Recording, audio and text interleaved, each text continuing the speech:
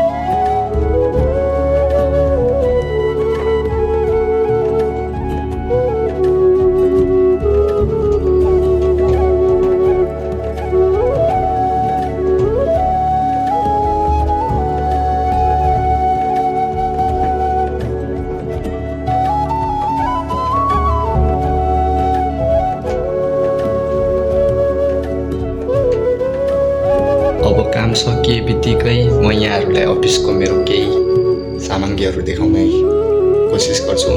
यदि यो भिडियो राम्रो लाग्यो भने युट्युबमा गएर सबैले सब्स्क्राइब गर्नु होला।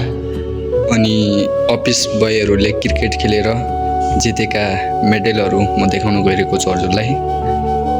विभिन्न किसिमका मेडलहरु जितेका छन्।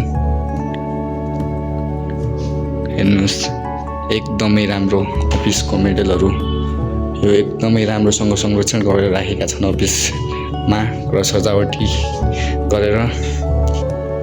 धेरै छैन, 40-50 जना मात्र हो मानिस। एकदमै राम्रोसँग डेकोरेट गरेर राखेको छ यो दराजमा विभिन्न ट्रफी मेडलहरु र सँगै कुनै पनि किसिमको बुक पढ्न मन लाग्यो भने, कसैलाई बोर लाग्यो भने बुकहरु पढ्न सक्छन् हैन। अनि सँगसँगै कहिलेकाहीँ यहाँ बीचमा हामी क्यारम बोर्ड राखेर नि खेल्ने गर्छौं। यो अफिस हैन, सबै ल्यापटपहरु यताउता। अनि मेन उता देख्नुस् क्यामेरा, सेटले लगाएको क्यामेरा छ उता। अनि हाम्रो अफिसमा मानिसहरुको उत्पत्ति कसरी भयो भन्ने चिन्हहरु पनि राखिएको छ यहाँ विभिन्न प्रकारमा, हेर्न सक्नुहुन्छ। बाँदरबाट मान्छे हुन कसरी, यो त बुक हुन् जो पढ्नलाई राखेका छन्, बुकको वरिपरि सजावटको लागि राखेका छन्। यहाँहरुलाई सर्वप्रथम यो भिडियोमा रहेको यो कुनै डललाई देखाउँछु। एकचोटि सबैले हेर्नु होला, यदि राम्रो লাগে शेयर गर्नु होला। फाइनली यो हाम्रो वाशरूम, यो लेडिज वाशरूम अनि यो जिन्स। अनि वाशरूम के देखाउने, हेर्नुस् यता छ क्यारम बोर्ड अनि यो दराज। हाम्रा दराजमा विभिन्न सामान राखेका छन्। सामान यस प्रकार छन्। टिस्यु, स्मल टिस्यु जो वाशरूममा युज गरिन्छ, अनि बिग टिस्यु यो पनि वाशरूममा युज गरिन्छ। अनि यो बिग टिस्यु अनि यो पनि सबै वाशरूममा युज गर्ने सामानहरु विभिन्न मैले काम गरेर हुन्छ, त्यही भएर देखाएको छु। हजुरले यस्तो यस्तो सामान देखाउँछ भनेर नसोच्नु। हाम्रो अफिसको पूजा रुम फाइनली यहाँहरुलाई देखाउन गइरहेको छु।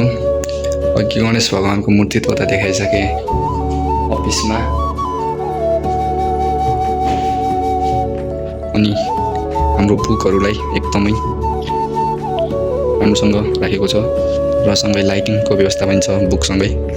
अनि कहिलेकाहीँ बोर लाग्छ भने हामी डिजे नै सुन्ने गर्छौँ अफिसमा, सँगै बुकहरू पढ्नलाई रेडी छ लाइटिङ।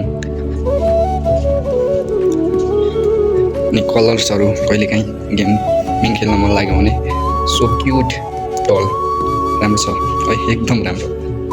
अफिसमा कहिले बोर लागेको बेला हामी टिभी पनि हेर्छौँ र युएसदेखि विभिन्न सहरहरूका मिटिङ हुन्छ यता यो टिभीमा।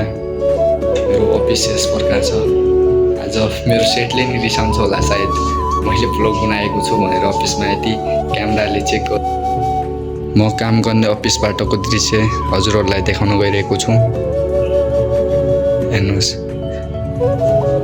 हाइवे रोड, मेन रोड छ यता, अनि यता मन्दिर छन् दुईटा, एउटा शिवजीको मन्दिर हो भने अर्को नागमाताको। फाइनल्ली अब मैले काम सकेर जान लागिसकेँ अफिसदेखि। आजको ब्लग यहीँ सकिन्छ। नमस्कार, धन्यवाद।